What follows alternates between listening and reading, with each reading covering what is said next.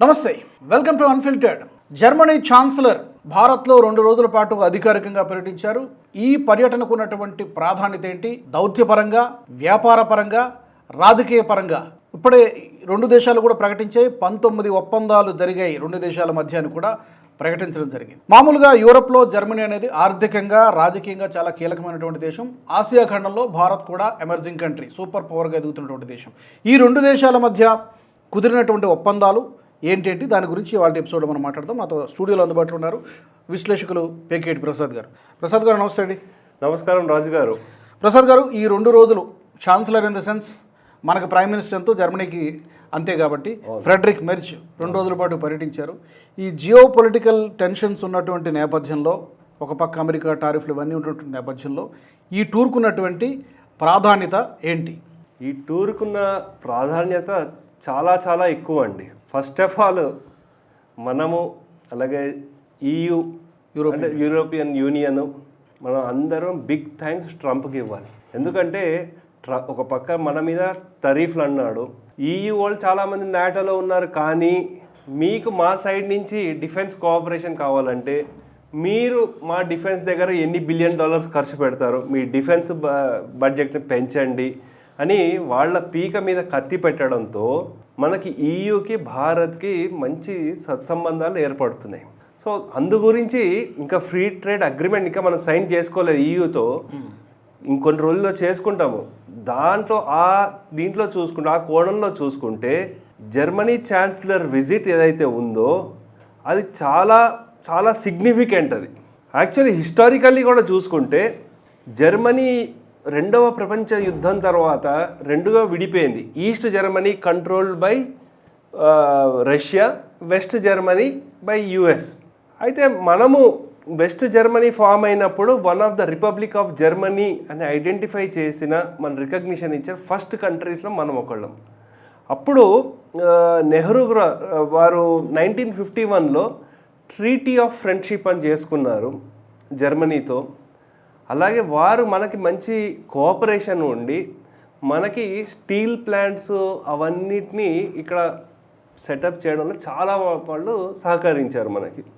అలాగే మన కల్చరల్గా కూడా మనకి సంస్కృతి నేర్చుకోవడానికి అవన్నిటికీ చాలా ఇంట్రెస్ట్ చూపించారు. ఇప్పుడు కూడా హైడెల్బర్గ్ యూనివర్సిటీలో అనుకుంటా సపరేట్ సాంస్క్రిట్కి ఒక టాపిక్ దానికి నేర్పించే వాళ్ళు డిపార్ట్మెంట్ కూడా ఉంది. అది జర్మనీలో నేను దగ్గర 1 సంవత్సరం పైన ఉద్యోగరీత్యా ఉన్నాను కాబట్టి అక్కడ మనం చూసింది ఏంటంటే, యాక్చువల్లీ దీన్ని మల్టిపుల్ ఫేసెస్గా చూసుకోవాలండి.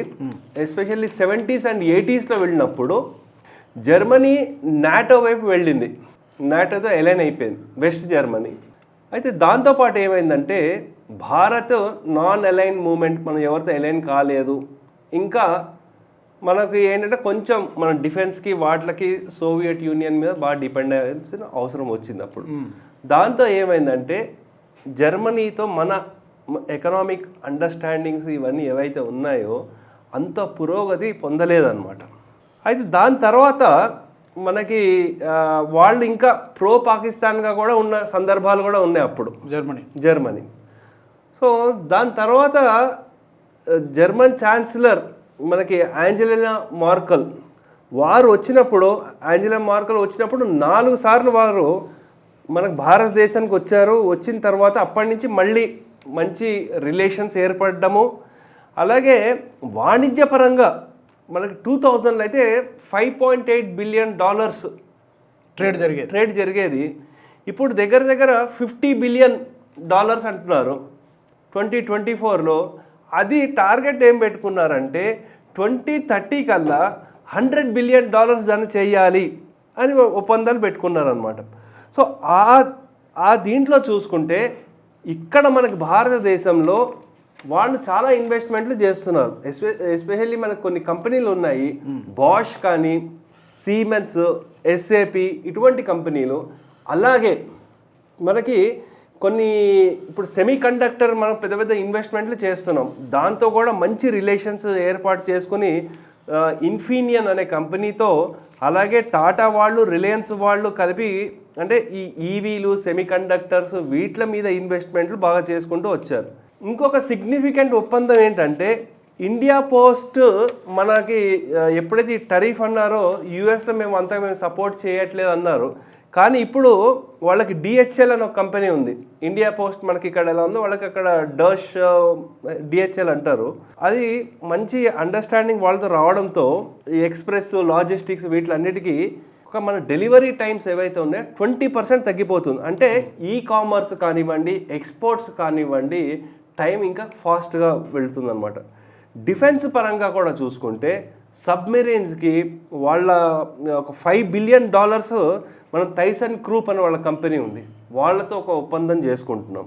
సో అలా క్లీన్ ఎనర్జీలో కూడా చాలా అగ్రిమెంట్స్ ఉన్నాయి.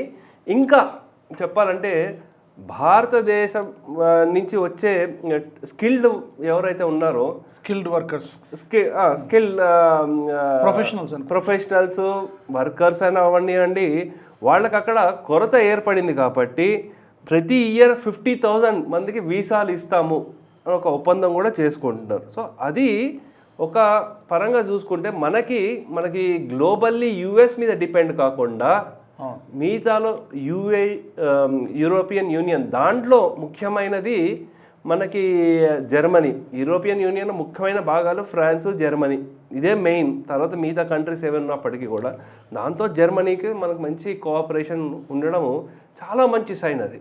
ఎందుకంటే ఇప్పుడు ఎలక్ట్రానిక్స్ కూడా 25% వాళ్ళు భారత్ నుంచే దిగుమతి చేసుకుంటున్నారు వాళ్ళు. సో అలా అంటే చైనా మీద డిపెండెన్సీ కూడా తగ్గించుకుంటూ వస్తున్నారు. సో ఇంకా మనం చూసుకుంటే అండి, దగ్గర దౌత్యపరంగా చూసుకుంటే ఒక 50 హై లెవెల్ విజిట్స్ జరిగాయి 2015 నుంచి. ఓన్లీ 2016లోనే 2026లోనే ఒక 20+ MOUs సైన్ చేశారండి. సో ఆ విధంగా మనకి డిప్లొమాటికల్లీ కూడా మంచి స్ట్రాటజిక్ డైలాగ్స్, అలాగే వాళ్ళకి కూడా మనకి కౌంటర్ టెర్రరిజంకి కూడా, ఎందుకంటే టెక్నాలజీ ఇంజనీరింగ్ స్పేస్లో ఇప్పుడు కూడా జర్మనీ వరల్డ్ నెంబర్ 1. ఎందుకంటే యూరోపియన్ కార్స్ వచ్చేసరికి, కార్సే కాదు వాళ్ళ ఉండే టెక్నాలజీ కూడా, వాళ్ళ ఇంజిన్ ఇది చూసుకుంటే యూఎస్ వాళ్ళది ఎందుకు పనికిరాదు. సో అందు గురించి ఏంటంటే ఇది మంచి అవకాశము, అలాగే ఇంకా బాగా దాన్ని ఇంకా ముందుకు తీసుకెళ్లాల్సిన అవకాశం ఎంతైనా ఉంది. అయితే దీనివల్ల, ఎందుకంటే ధనం మూలం ఇదం జగత్, ఎప్పుడైతే మన ట్రేడింగ్ $100 బిలియన్ టచ్ అవుతుందో పాకిస్తాన్ వాడికి ఇప్పుడు కూడా, అంటే మనకి ట్రేడ్ పరంగా చూసుకుంటే $3 బిలియన్ వాళ్ళు పాకిస్తాన్తో చేసుకుంటే మనతో $50 బిలియన్ చేసుకుంటున్నారు.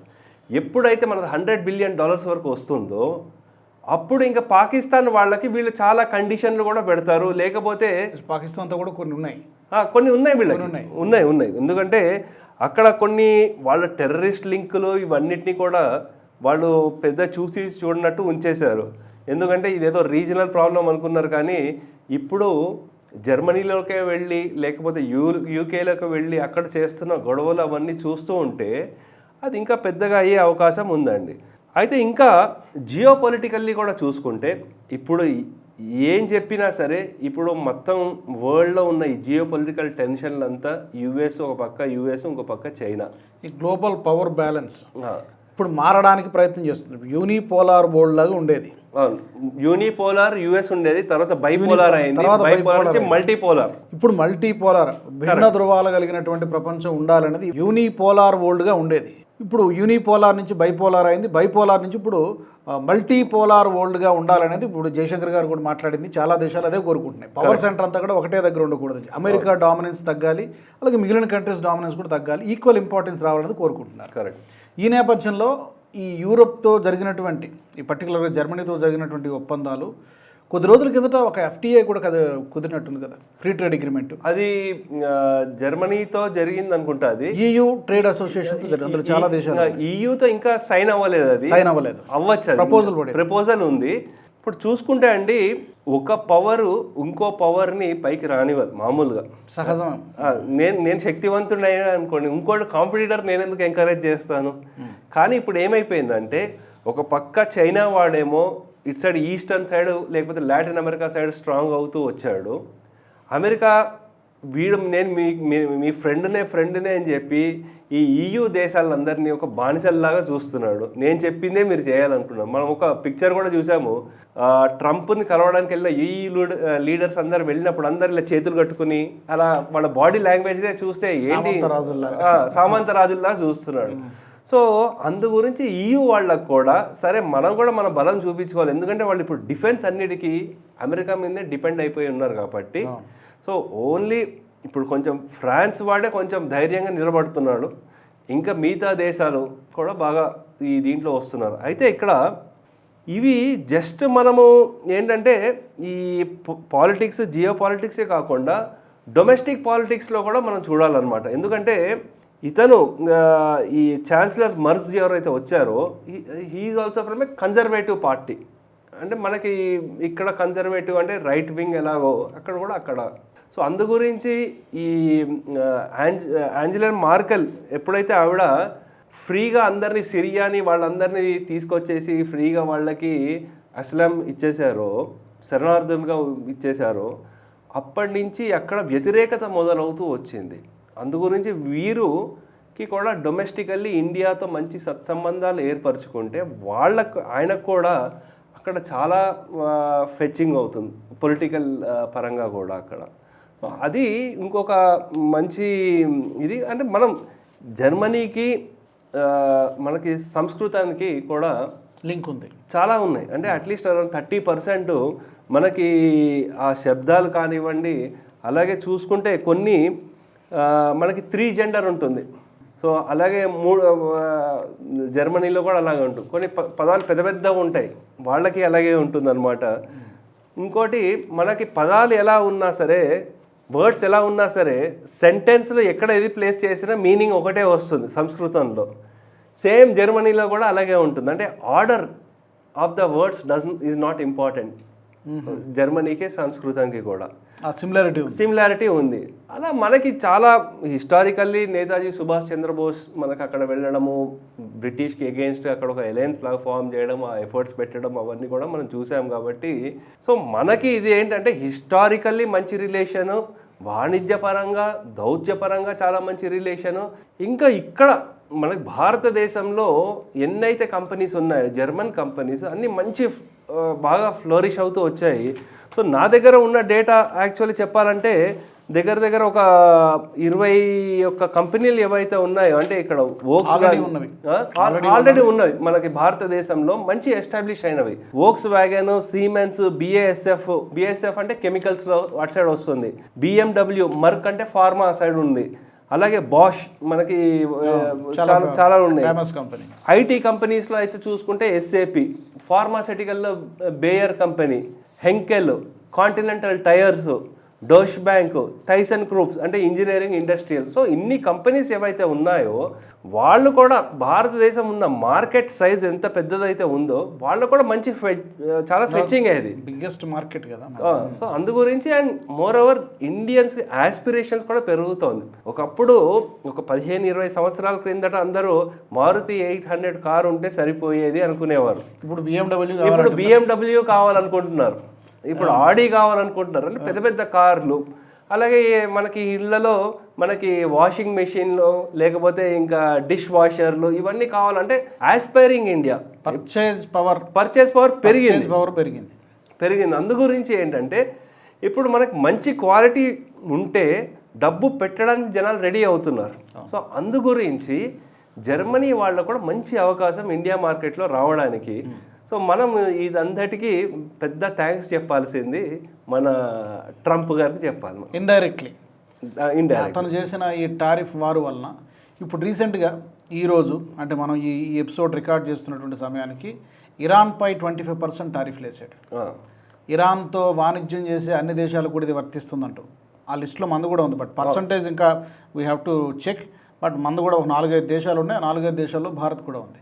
ఇది కూడా మన మీద పడే అవకాశం ఉంది. ఎంత పడుతుందో చూడాలి, ఏ మేరకు పడుతుందో. అంటే మీరు ఇంకోటి కూడా చూడాలి, ఇక్కడ వాళ్ళ గోర్ ఎవరైతే అంబాసిడర్ ఇక్కడ వచ్చారో సెర్గియో గోర్ స్టేట్మెంట్ ఇచ్చారు నిన్నే. మంచి మిత్రులమే కానీ భేదాభిప్రాయాలు ఉండొచ్చు కానీ అలానే మన ఫ్రెండ్షిప్ ఏం పాడైపోలేదు అని వారు స్టేట్మెంట్ ఇవ్వడం జరిగింది.